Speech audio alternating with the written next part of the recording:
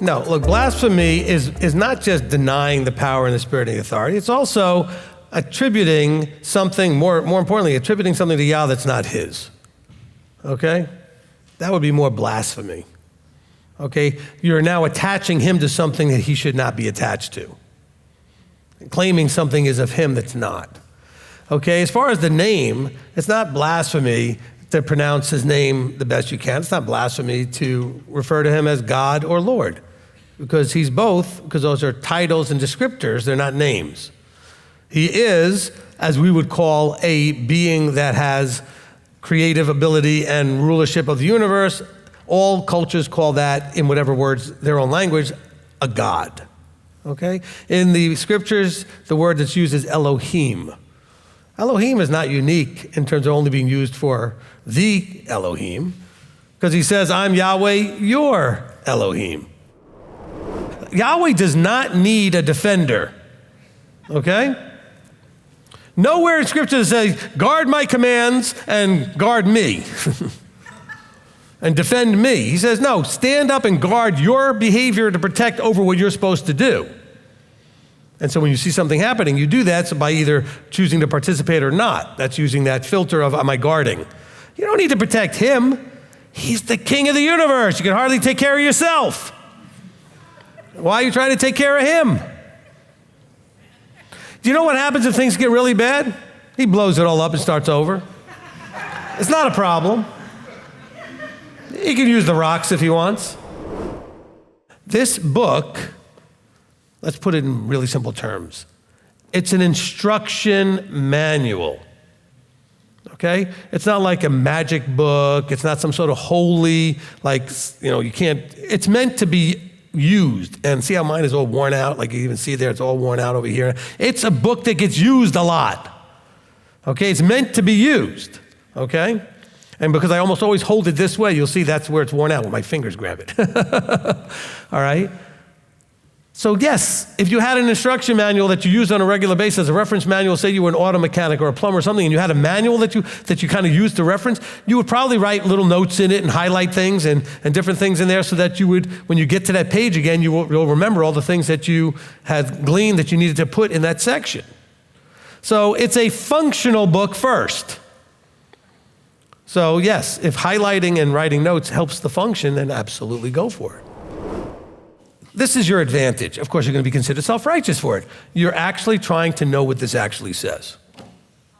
Okay, you're making an effort to really actually know what he said. Not what people said he said, but what he actually said. And that's what all the difference is. Look, and that's where the mainstream gets really bent out of shape, because they want to go into all kinds of reasons why they shouldn't keep the commandments, which is absurdity. Because now you're telling me that your creator being, who insisted for basically 4,000 years that people keep this stuff, decided, it was a bad mistake, I'm sorry. It's a waste of time. Which makes no sense, okay? And yet, they want to claim that this rebellious son, who says, I only do what my father says, changed everything. Oh, that was just for the Jews. Do you really believe that if you came to, quote unquote, that judgment day, and you're standing there before Yeshua, and you kept all the commandments, and you weren't, let's assume for a second you didn't have to. I don't agree with it, but let's just say from a Christian point of view, you didn't have to. It was done away with, whatever. Do you think that when you get there, and let's say it's real, it's true, you didn't have to, but you did all of them, you think you're going to be in trouble?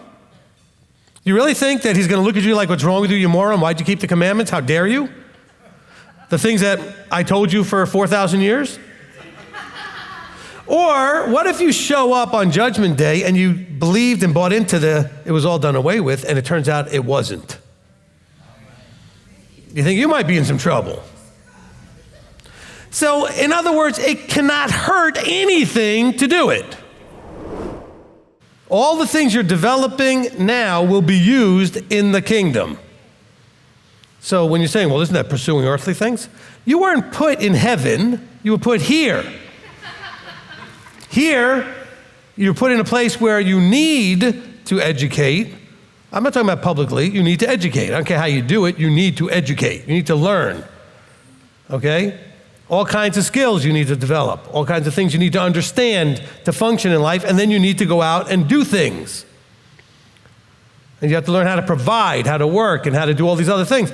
Those are skill sets that you're practicing and developing for not now, but for the future. But they're useful now. Without them, you don't function now very well. If you can't function now very well without the skills that you need because you don't have enough skills, how do you think you're going to do in the kingdom? You're still thinking like a Christian that somehow it's just strumming a harp doing nothing. We care about things that are just ridiculous to care about. If you come to me with a strong flat earth argument, round earth argument, this, that, how old are you? I don't care. Okay? By the way, for the record, I'm going to settle the argument about flat earth and round earth. I am an on-earther. Okay? I don't care what shape it is. If it really is one or the other, it will not affect my standing here, going to my house, eating my breakfast, or working and it doesn't affect anything. Oh no, it's important because it proves the Bible. If you need that to prove the Bible, then you're really in trouble. That's what you need to prove the Bible is anything? No, you bought into an emotionally charged thing that puts you in this fringe so you feel special, all right? And then you're going to argue with me that that's not true. Dig under the layers, it's true.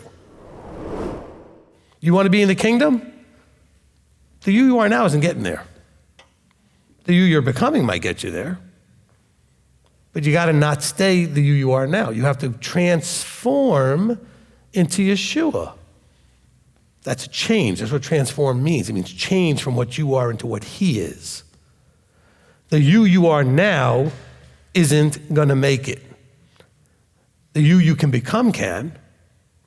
And when I say the you are isn't going to make it, I don't mean like you can't make it. I mean, if you stay right where you are doing nothing more than you're doing right now, then you're not going to get there. Okay? But the you are now has to continuously on a journey grow and go upwards. Well, how much? As much until you stop breathing, I'm sure will be enough. Do the best you can. Leave nothing on the table. Put it all out there. Your children are not exceptions to the Philippians 2:12 and the no one comes to the Father unless they're joined in the bubble popping. They have to walk out their own salvation. You are not responsible for that. You're responsible for your walk and the example you set, but you're not responsible for making them walk. As a matter of fact, I know a lot of you have tried. It doesn't work.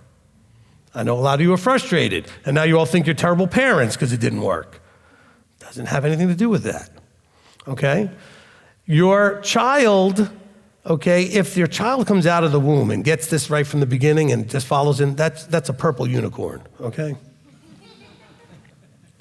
Okay, that's not your usual child, all right? It's unusual. Now, see, you may be a purple unicorn, so you think your children would be the same thing because you always kind of had that bubble pop thing from the beginning. Christianity teaches you that it's all about the Son. You pray to the Son, you ask of the Son, everything's about the Son, okay? Yeshua, of course, said the opposite. So when I pray, I talk to the Father. And I don't even say Elohim, I talk to the Father, I say Father, Abba, okay? Yeshua only comes into the mix when I ask at the end, and I say that I'm asking as authorized by him, with the authority that he gave me to come to the Father and ask. Okay? So I'm not going through Yeshua. I'm talking to the Father. So it's still a remnant of Christianity in you that wants to go through the Messiah and pray to the Messiah. Okay? But there's no instruction in Scripture to do that. Okay? Messiah has his role, but he said, you have access, go directly to the throne, talk to the Father.